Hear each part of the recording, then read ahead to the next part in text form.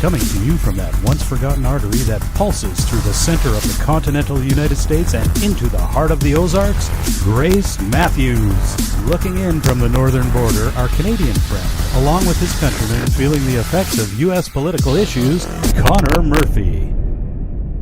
Welcome to Dueling Dialogues, episode 152. I'm Connor Murphy here with Grace Matthews. Hi, Grace. How you doing?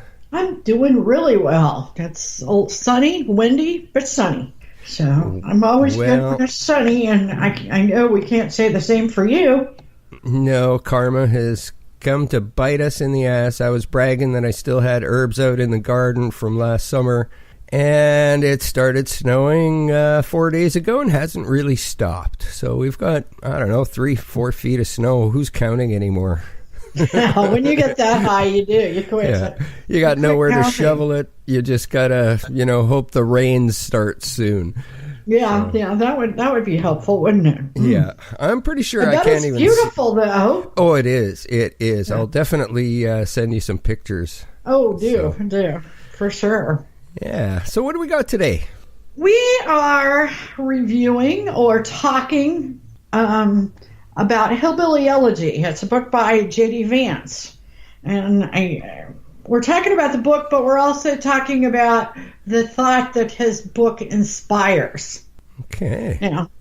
Just a little bit of background on J.D. Vance. Now, this book stayed on the New York Times bestseller list for almost 2 years. Wow. Okay. J.D. wrote it he probably wrote it in 2015. Okay, he was 31 years old. Okay. And I think that also makes this unique and important for our time. He's probably 34 now. The book is going to be a movie that recently Netflix snatched up. Oh, cool. Okay, he calls it, or I believe the publishing company, HarperCollins, dubbed it a memoir of family and culture in crisis. Now, I'm not sure I would say in crisis unless you believe that crisis can be constant. Right. Okay? Because nothing much has changed. J.D. was an Appalachian hillbilly. Now, as probably most of our listeners know, I live in the Ozarks. Right. We are hillbillies here. We just call them hippies out here on the West Coast. Yeah. Well, we're definitely hillbillies. Or granolas. Sometimes we call them granolas. That's usually the kale-eating bunch. Well, the hillbillies definitely aren't kale-eating. Okay, many of them would still eat a possum. Okay? Or a squirrel, yeah. Yeah, and they would still make moonshine. But the fact is, most of them do not live out in the country and wipe their butts with corn cobs. Right. I remember when I was in college, I went on spring break to Myrtle Beach, and we met some guys from New York, and we were trying to explain where we were, and they were like, "Oh, you're hillbillies. Do you really use corn cobs to wipe with?" No. I mean, I think they were kind of serious, and that was in the 80s. Wow. So, there are pockets of hillbillies around, and hillbillies are generally white, working class people. Right. Okay? They are unique in that they do not like government help.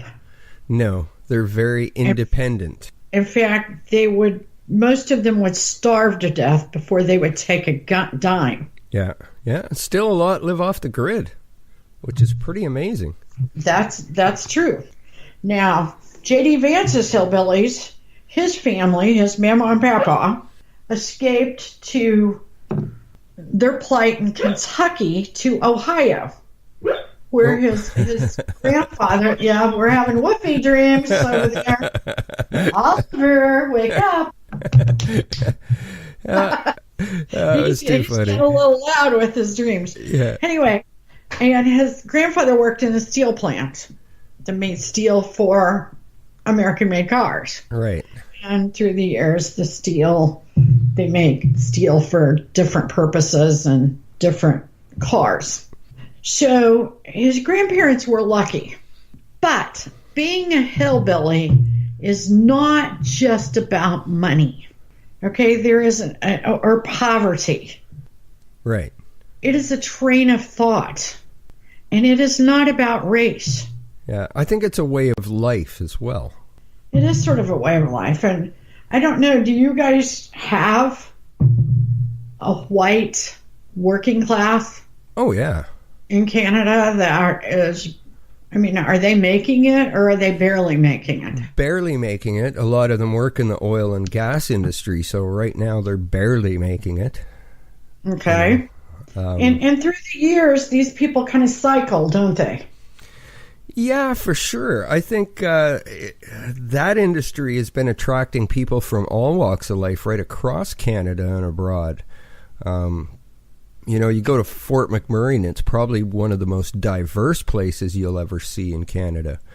But all hardworking people, Oh, yeah, these are very hardworking people, and for the most part, uneducated, but I think they're more educated than they used to be. Right. It is just as hard. J.D. Vance talks about it being just as hard to move out of poverty for the white working class as it is the black and the Hispanic. Right. And a lot of people in the city would argue with that because in the city it's different. First of all, in the very large cities and on the Beltway, you do not have the white working class. Right. Not many of them, You have a lot of immigrants, but you don't have the white working class. So the people that make the laws, the people in the cities, the Beltways, they mostly don't understand them or don't believe they exist anymore. Now, J.D. Vance had grandparents that helped him understand about getting an education. He got out. He served in the Marine Corps. He ultimately graduated from law school at Yale. Okay. He talks about deep inside of him still being a hillbilly, still having that survival mode, still worrying about things and having dreams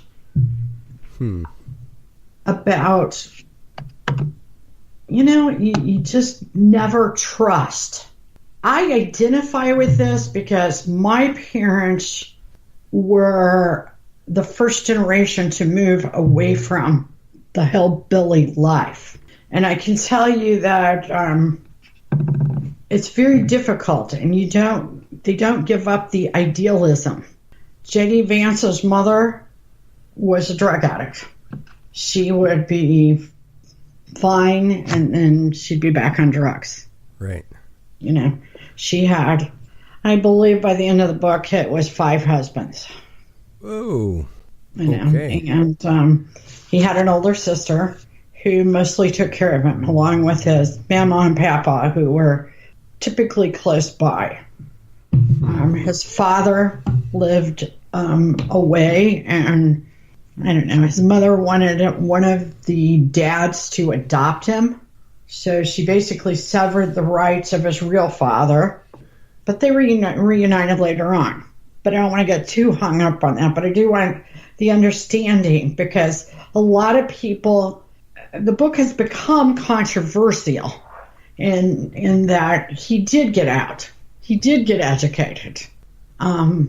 He claims, he hasn't really done anything yet. He has not made millions of dollars, and maybe this book has, but yeah. When he read the book, he hadn't really done anything. So the fact that this was a memoir, sort of, he questioned. And he talked about how his family, several people in his family nearly killed people. Right. Some of them did, but you don't call the law, because that's just not what you do. Right. You get the shovel. Yeah, you get the shovel, and You move the body, and basically other hillbillies aren't going to question it. Right. Yeah, they don't really believe in authority or government at all. They're a little anarchist-like. Yeah. I had a grandpa that was the same way. He wouldn't dare pay taxes. Yeah. Are you kidding? I mean, that was none of their business. He spent his whole life and never paid a dime in taxes. Good for him. But that same mentality, he grew up with 11 kids, and, they took care of their own. Now, JD talks about his family, at least his mama and papa, understanding that their kids and grandkids should be educated. Right. I don't think all families think like that. Probably not, but they knew that was a way to escape that way of life. Because many hillbillies believe that the rich people or outsiders are the bad guys. They're evil. Right. Anybody not like them. Exactly. And JD says that they believed they didn't hate all rich people, and all rich people weren't bad, but all bad people were rich. That's how he explained it. That's pretty good. We've talked about how marriage has become unique in that only wealthy people seem to be getting married. They're the only ones that can afford it. Exactly. The white working class has kind of quit bothering to get married. Yeah. They have a really high divorce rate, but they're a pessimistic bunch. Studies showed that white working class is more pessimistic than struggling African Americans. Whoa. Okay. And Hispanics. And I believe that's true. They're angry. Right. And it's a visceral kind of anger. JD talks about ACE. Now, ACE is a childhood trauma, adverse childhood experiences. And there's 10 types.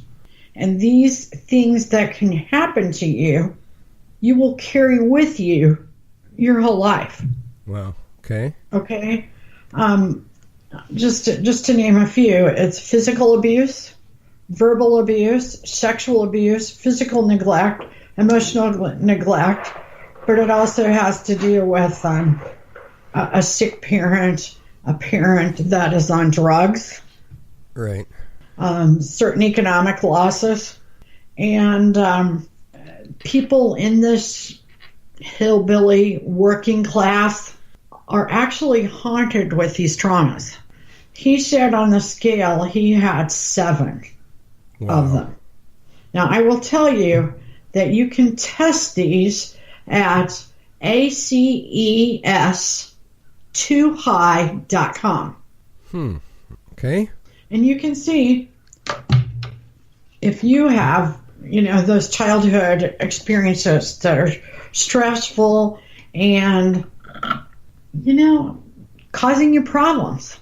So it's a online test that anybody can take? It is. It's an online test. Okay. Yes, it is. He talks about it in his book. I looked it up a little further, and a lot of people call this toxic stress. Right.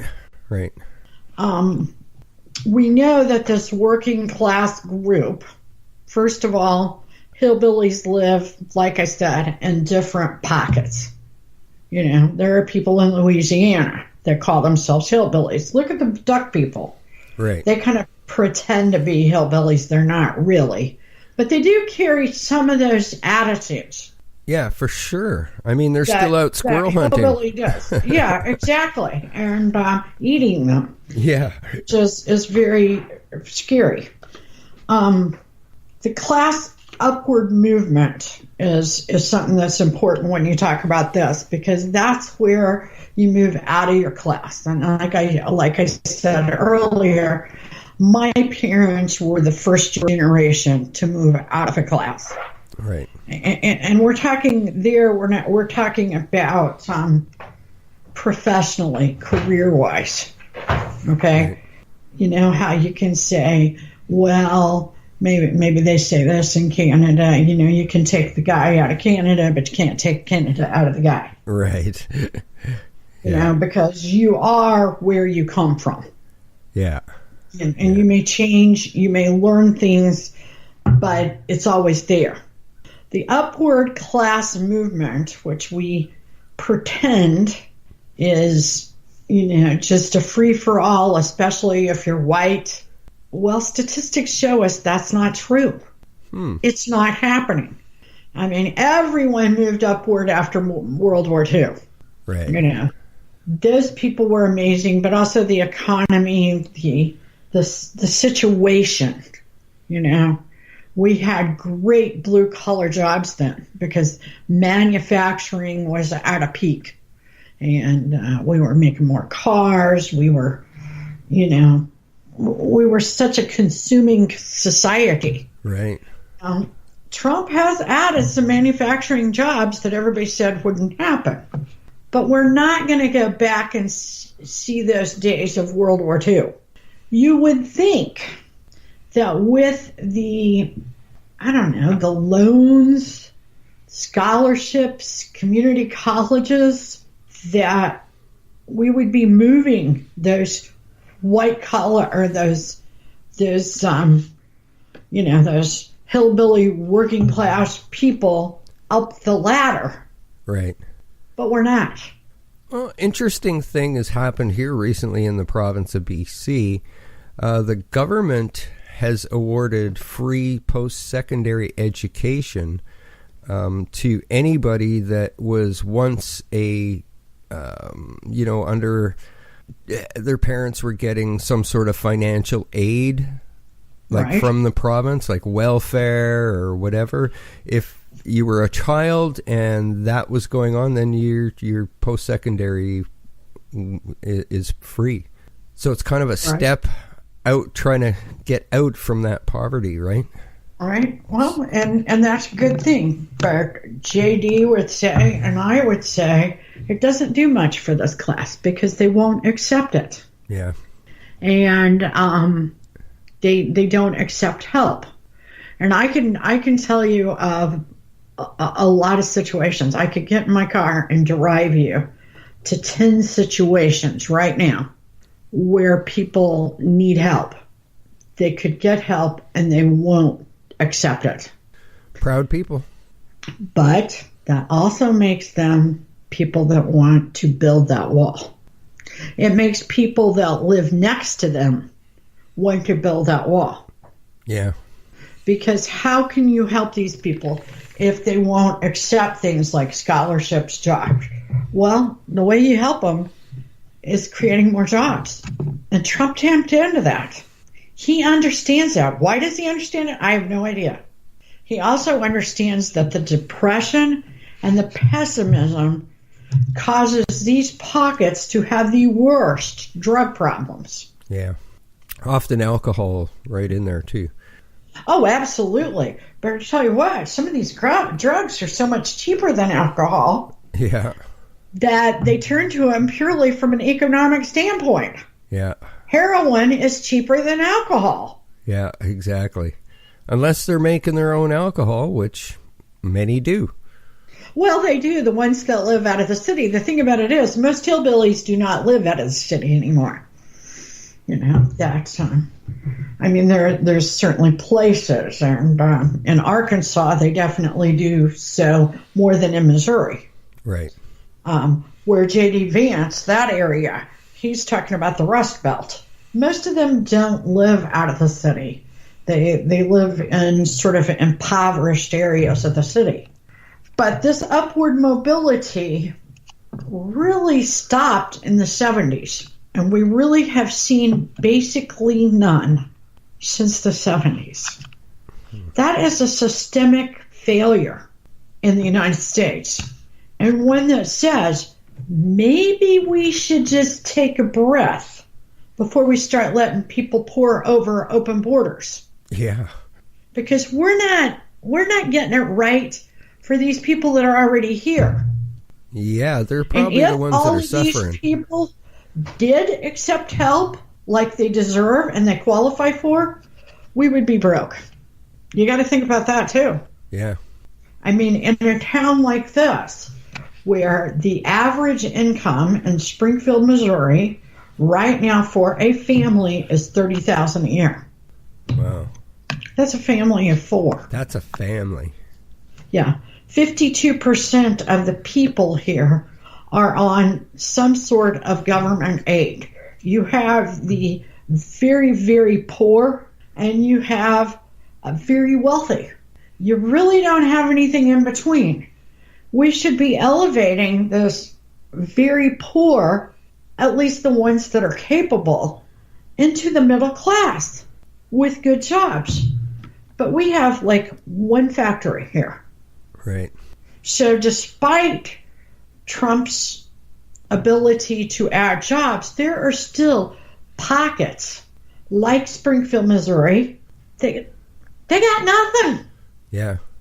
And it's crazy because we sit in the middle of the country, so we can get stuff we make wherever you want really quickly. We sit on I-44. We sit on train tracks. You know, we can get it to wherever you want. Yet we don't have it. Right. And there's a lot of different reasons why we don't. But when people in the city and Democrats and people with Trump derangement syndrome are sitting around wondering why people voted for Trump, this is why. They are sick and tired of not being able to move out of the system. Right. And there's a lot of details and intricacies involved in what we're talking about here. Meaning, you may have money to live, but you may not have money to do what you need to do to be part of this upward mobility. Right. Living paycheck to paycheck. Living paycheck to paycheck. You're one recession away from disaster. Yeah. And speaking of disaster, you really can't handle any disaster. Yeah, you know, and exactly. And you've got legal things that take place. These people can't hire attorneys. That's one reason why they take care of it themselves. Yeah. And probably not very well. You know, you've really got to be a part of the upper class to afford legal bills, because we are a society where legal is everything. Yeah. Yeah. You guys sue and everybody. You would be surprised. Yeah, you'd be surprised how many people are affected by that. They are in their station of life simply because they can't afford the attorneys. Do you have some sort of legal aid there? We do, but it is so specific, and they will not take on any kind of civil case. Right. Same thing here. Yeah. I mean, even, you know, my aunt was trying to take care of a deceased relative stuff. Not even a close person. And she doesn't have a lot of money. She's retired, you know, and living off her retirement. And when she went to see if they would help her, you know, with an attorney, they still wanted her to pay. I mean, they were going to give her a reduced rate. And this wasn't even her gig, really, you know. She was just trying to do the right thing for a distant relative. Right. And she finally just had to drop the whole deal. She said, you know, I can't afford to pay for this. Yeah. Again, I could give you example of situations that have taken place that I've seen. And I used to do research for attorneys. And people absolutely lost their butt-inskies in a life-altering ways that, had they had the money for the legal defense, would have changed their lives completely. Right. But this is part of where this is where Trump supporters come from. Yeah, well, who are they going to vote for? You know, the Democrats? Yeah, I mean... They're not big government people. No, they are not big government people. In fact, they want you to stay out of your life. Yeah. But you'd be surprised how many of them there are. Yeah. And in the entire Midwest is filled with them. In fact, I would say that the entire United States, away from the coastal areas, is filled with them. Because you've got a lot of them in Virginia. Right. You know, the coal people are white working class people for the most part. And like I said, this doesn't have anything to do with race, except for the fact that that's the story. It doesn't have to do with race. Right. And people in the Beltway, people in the cities, people that have Trump derangement syndrome believe it is racism. Yeah. And it's not. Well, they call everything racism or a conspiracy theory. Yeah. It's not. And of course there are hillbillies that are racist. You know. But for the most part, they're not. They are so busy trying to make ends meet, they don't really have time to think about racism. Right. And, you know, they used to have a pact, and J.D. Vance talks about this, whereas he's talking about his mama. You know, she said she raised 3 kids. They all had their bikes out on the porch, you know, at night, and nobody ever bothered them. Well, then she had 5 grandkids, and they had locks on their bikes, and somebody would come along with bolt cutters and cut it and steal them. And she said it was wrong for the poor to steal from the poor. Right. And I think that says a lot right there. Yeah, I would definitely agree. For sure. And I really suggest everyone read the book. Of course, it's coming out on a movie on Netflix. Ron Howard is doing the movie. Oh, wow. So we know it will be amazing. You got to watch it. You've got to see it because understanding is everything. Once we understand, we can move forward. Right. Cool. Well, good to know. Absolutely. And, you know, it makes sense that, you know, they are the Trump supporters, and they're the ones that aren't in any of those polls. No, they wouldn't dare answer a poll. These people don't trust anybody. Yeah, yeah. I mean, they barely trust each other, and yes, they do things. They fight. They're kind of a violent people. But, you know, moving them out of this class, providing jobs, takes care of a lot of things. Yeah. Money, you know, having security, and I'm not talking about money as in rich. Having security can cut down on domestic violence, drug use, alcoholism, and violence in general. Absolutely. Yeah. Totally agree with you there. Yep, and we don't always agree, but life's the journey. And we're all in this together. Thanks for listening. Godspeed, Connor. Do not drown in the snow. And Godspeed to all of our friends out there. Godspeed, Grace, and thanks for listening, everyone.